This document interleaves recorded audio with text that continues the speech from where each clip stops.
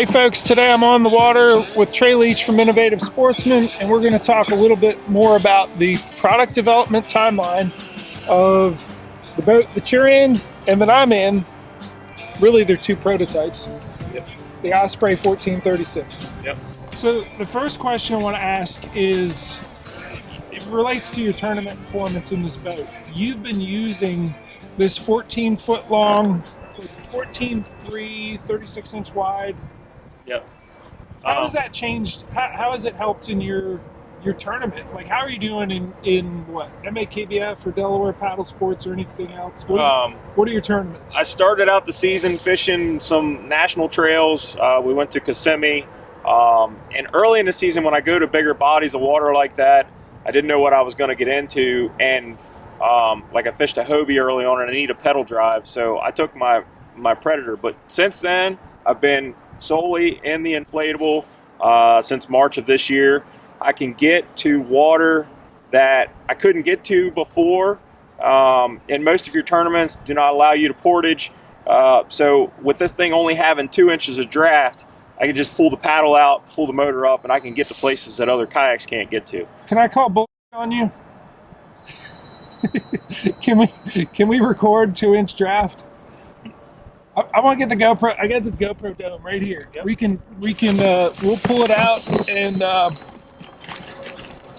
I'm sure we can use I'll get the GoPro dome going. Let's film that. Let's do that. All right. I almost feel like it's too narrow. It's not about how skinny it is. It's how narrow. Helps if you hit it. It is narrow. What?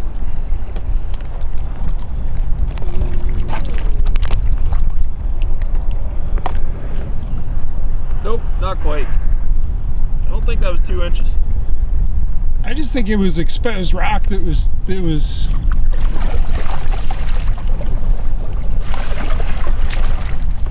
too narrow. That's what it is. It's coming up on both sides.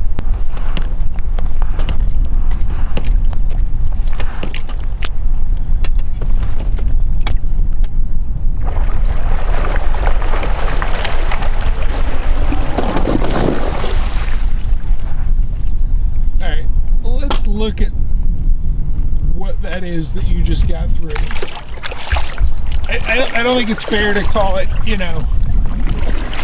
just a flat 2-inch depth. No. But we're going to take a look at it. We're going to put the GoPro dome on it and see what you just did. Hand me the bump board.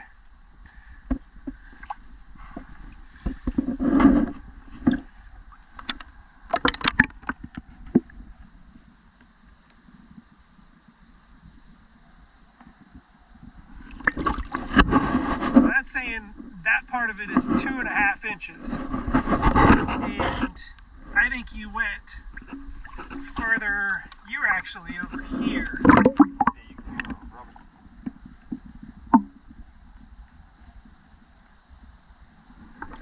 And that was closer to like 1 3/4 inches.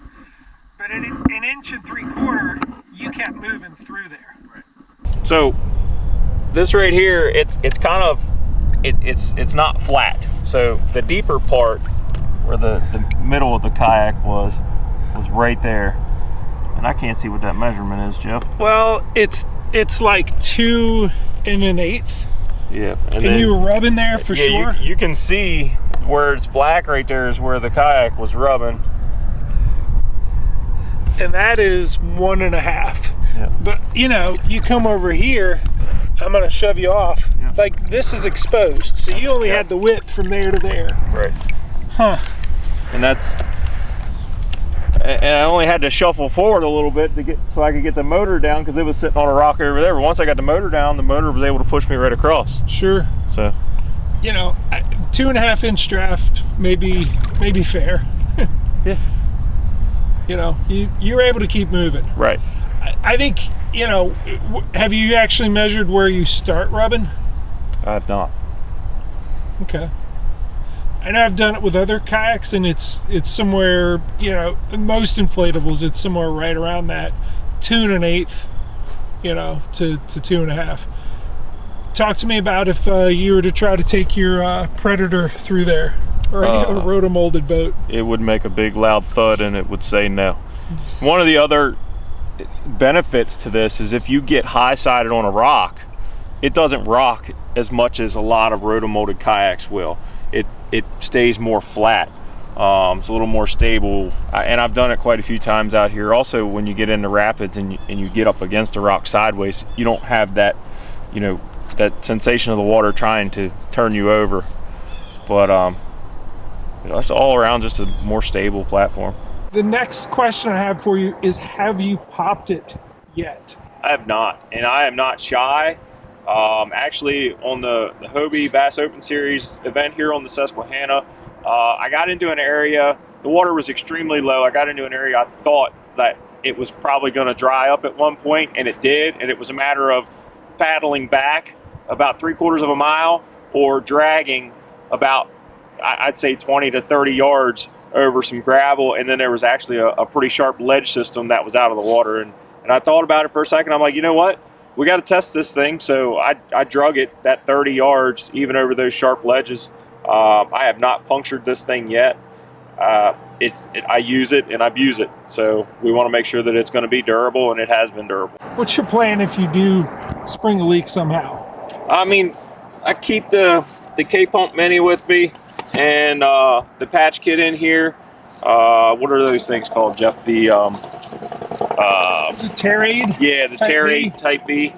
So that's in the bottom here with the pumps. That way it's all together. When I grab it, I don't forget anything. Pull it on land and dry that spot and put that Terraid Type B on it to get me through the rest of the day. But you haven't actually done it? I have not. You haven't needed to? Nope.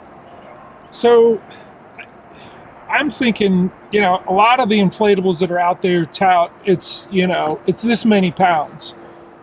And I know from dragging this thing up through rapids and loading it full of gear. I mean, there's so much room to put stuff, but it is not light.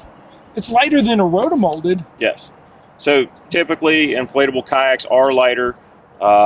We've built this one to be more for durability than to be light. It's still light. For a 14-foot kayak, it's without any rigging or anything on it, just the seat and the track and stuff is about 85 pounds roughly.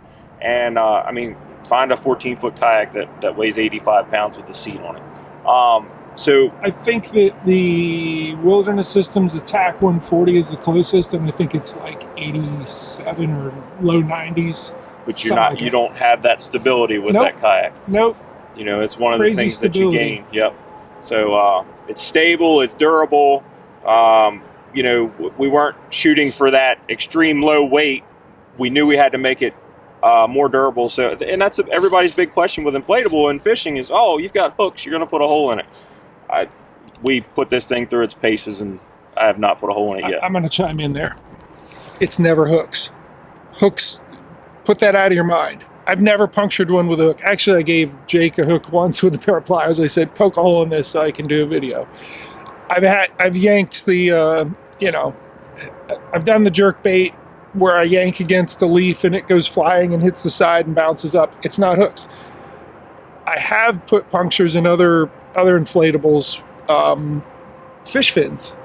So fish fins, for whatever reason, do it, and they're slow leaks. You don't find them for like 2-3 days. You squeeze that tube. Don't squeeze the Charmin. I've just dated myself. Is that funny? Yes. All right. So squeeze the tubes. Grab them, and then you're like, ugh, that's loose. They do expand and contract with temperature. It's a cool morning, and they can be a little bit loose. But no, you get those tiny little holes. I got the video in there in the inflatable kayaks playlist. Check it out. That shows I just did like 4 of them on that CUDA. Tiny little holes take days to actually impact, but you haven't done any. And to be honest, I haven't had any in this one. Again, another prototype. So we have prototypey things on here like, let me see if I can show it. This track is notched right there. So it's track on 4 sides, but like that thing is to allow a T-bolt to slide up in there, because this is not top-loading track. Is yours? No, yours has the notches. Yep. So this is all prototype track. Is that the last part you're waiting on? So with the way the world is right now, manufacturing is slow everywhere. We've designed the track. We've got everything ready. All the ducks are in a row. Now we're just waiting on the production end. They told us 20 to 22 weeks. That was back in August. You talk about ducks in a row. Now you get me thinking about duck hunting out of this thing. Would that not be perfect? Yep. So the track that we've designed for this kayak, we've actually been in contact with John and Luther from Yak Attack. They own the rights to the top loading design for track systems and kayaks, and so we've spoke with them, and we're able to purchase the rights to use that design and design our own track so that we have top loading track also. It'll be four-sided, and just unlimited use of the track from bow to stern on this kayak. You can put any accessories that you want on it. We've actually ran the steering tubes through this kayak. You see them, they go in here on the inside, and it goes from here to the back, but you actually don't lose the ability to use that track, because it's in there far enough that you can still get track bolts and accessories in there. So the tubing is in there, and it doesn't affect the use of the track too. So that made it really nice. It was kind of a thing that we did, and just found out that just dumb luck, it worked. So nice. It makes it easy to rig too. And the track will be standard with each boat. Yep, from bow to stern. Cool. We're just waiting on the track at this point. We're planning, the plan is to have an early release of these for pre-sale for Black Friday. I think this year we're going to do Black Friday all about inflatables, is what Innovative Sportsman is going to do on the website. We always run a sale for Black Friday, and this year I think it's going to be about inflatables. We have other adapter plates coming out, universal adapter plates for inflatables. Yeah, I've used it on the Yep. NRS, the Star and the NRS, and I think there's you've sent them to other inflatable installs. So yep, I just sent one out actually. It's going to be an inflatable Black Friday sale kind of deal this year. We're going to have all kinds of stuff for inflatables. So. Cool. I will wait until closer to Black Friday to release this. So by the time this is out, we're close, right? Yeah. Okay. What else do you want to tell me? Anything? I mean, I've enjoyed it. I've enjoyed being in this one and having the privilege of being in a prototype and knowing and putting it through my paces on a lot of different fisheries. And I'll say it's not the lightweight inflatable kayak, it's the heavy duty one. Right. So we always talk about going shallow because honestly that's how we fish, but I mean this thing handles big water well too. We went to the Conowingo Reservoir. It's a fairly good sized lake on a river system. It's actually farther down the river on the Susquehanna. And I had a tournament there this year, and it was 20 plus mile per hour winds with 30 mile an hour gusts, and they had some pretty good rollers, and it just so happened that I was going into the wind, and it'll take water over the bow, but it never felt unsafe. I'm going to temper your comment and say that everything that I have in here is on these Yak Attack tether leash. Everything that can wash out, I prevent it from doing that. Yep. Because it's on big water. Yeah, it's gonna wash through here. Right. So I secure whatever I can. Yep. And I never once felt unsafe. I got wet. Is what it amounted to. For sure. I mean, we're fishermen. Who doesn't want to get wet? I covered like 4 miles down in Mexico on Lake Cuchillo with the guys from Iron Kayaker. This was before I had the seat up on the track level, and it was low. And man, for 4 miles my butt was wet because it was rough.